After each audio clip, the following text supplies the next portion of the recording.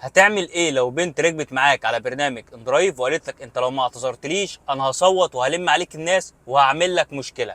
الموضوع كان بقاله فتره، قصه اوبر وبرامج النقل الذكي، وقد ايه البنات كانت بتطلع تعمل فيديوهات بتتكلم عن مشاكلها او تجاربها السلبيه في تطبيقات النقل الذكي بغرض المشاهدات. ولكن الموضوع ده اتحول بشكل سلبي على البنات على ارض الواقع، وان هم بداوا يركبوا معاك وعاوزين يعملوا معاك مشاكل، ولو انت فتحت بقك هتصوت وهتعمل لك مشكله وهتطلعك ترند. وده اللي حصل مع زميلنا. تعال شوف الموضوع ده.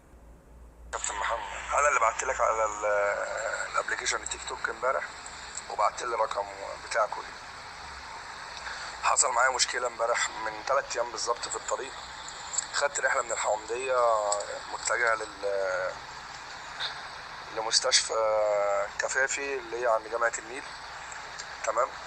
المفروض طريقنا ان هو كان محدد لي ان انا امشي من طريق المنيب واطلع الدائري، فالعميله قالت لي لا احنا مش هنمشي من الطريق ده، هناخد طريق اسمه الطريق الاوسطي.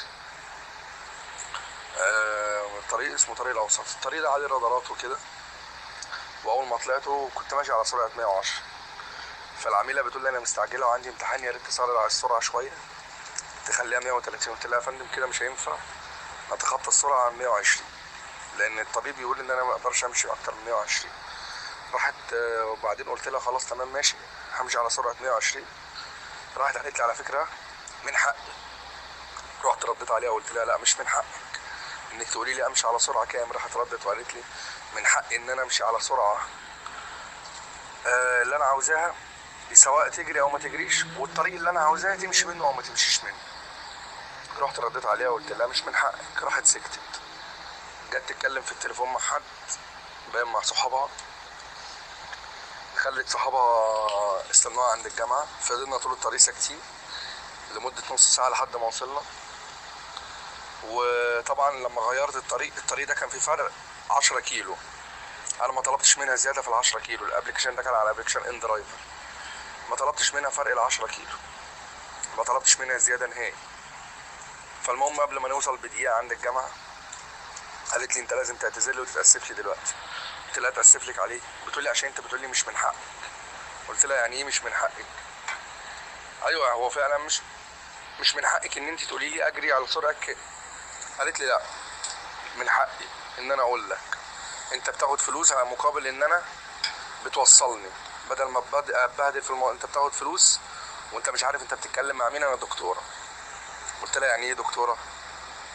انا معايا تجاره. راحت قالت لي يعني ايه تجاره؟ اخرك تجاره يعني؟ ده اللي حصل منها. وخلاص داخلين على باب الجامعه لقيتها راحت مصوته وجابت صحابها. طبعا جم 3 شباب كده قالوا لي انت لازم تعتذر لها. قلت لهم مش هعتذر لحد. امين الشرطه جه والعسكري راحوا قالوا لي اعتذر لها وكده. رفضت ان انا اعتذر لها. قالت لي هشتكيك ومش هشتكيك. قلت لها اشتكيني وتفضل اشتكيني على الابلكيشن ده اللي قدامك. فاصحابها شدوا فيا الشباب، شدينا مع بعض. بعد كده مشيت، راحوا عملوا فيا محضر باتهام ان انا خبطت واحد من صحابها بالعربيه. صوروا ظهر العربيه واتهموا ان انا خبطت واحد صاحبها بالعربيه وعملوا فيها محضر بكده. فاللي عايز اوصله لحضرتك ان في حاجات كتير لازم ما نصدقهاش، ولازم الناس كتير تعرف بيها. يعني زي المشاكل اللي فاتت دي الله اعلم بيها ايه اللي حصل. زي مشكلتي دي انا ماليش ذنب فيها، وهي اللي حاولت تعمل المشاكل والصويت والكلام الغريب ده بجد. زي ما بيقولوا كل واحد دلوقتي عايز يطلع ترند، يطلع على شركات اوبر ويعمل الكلام ده كله. فانا دلوقتي بتقدم فيها شكوى في محضر والكلام ده كله، فمش عارف اعمل ايه معاها.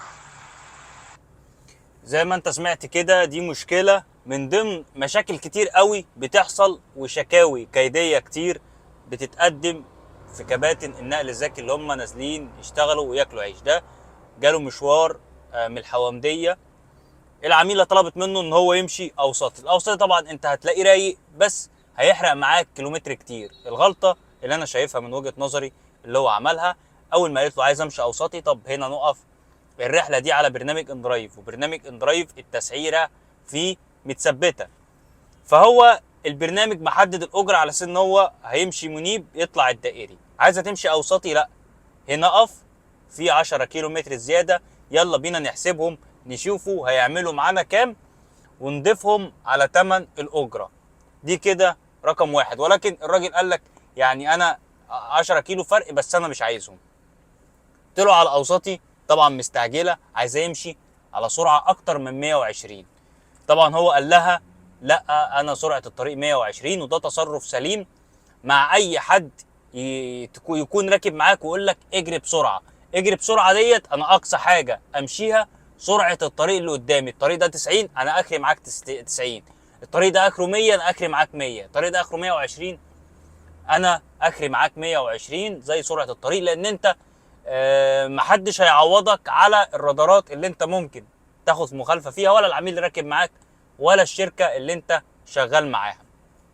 ده تصرف سليم منه، ولكن هي بتقول له انا من حقي مش من حقي. الناس فاهمه الخدمه دي غلط. مفيش حاجه اسمها حقي مش من حقي. انت طالب مشوار مقابل ان انا اوصلك للمكان بتاعك. مش من حقك ان انت تخاطر بحياتي وبعربيتي وادفع مخالفات من جيبي علشان انت بدل ما تنزل قبل ميعادك نزلت متاخر. دي مش مشكلتي انا. برنامج جايب لي ان انا امشي دائري، انا مطالب ان انا امشي بالطريق ده.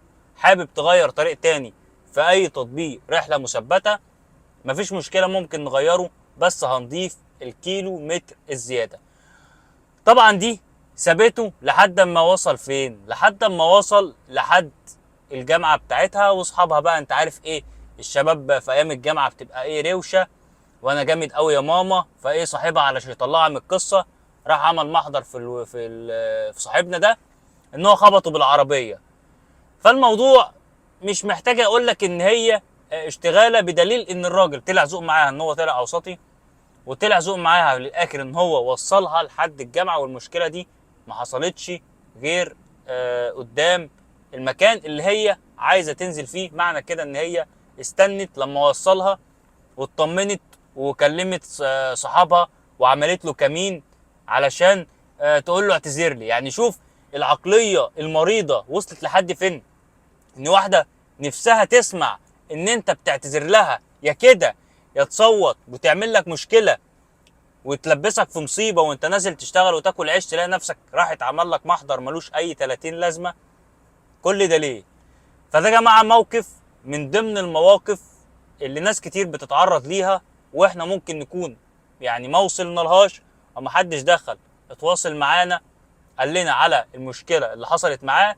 ده اللي احنا بس وصلنا له، غير بقى الحاجات التانية اللي بتحصل ان في ناس اصلا ما بتتكلمش عنها. فانت لو مكان الكابتن ده كنت هتتصرف ازاي في الموقف ده؟ وهل هتعتذر لها ولا لا؟ محتاج اسمع رايك في كومنت. اعمل لايك للفيديو ده وشاركه على اي منصه بتتكلم على مجال النقل الذكي. اشترك في القناه وفعل زر الجرس لو انت لسه اول مره تتفرج عليا. سلام عليكم.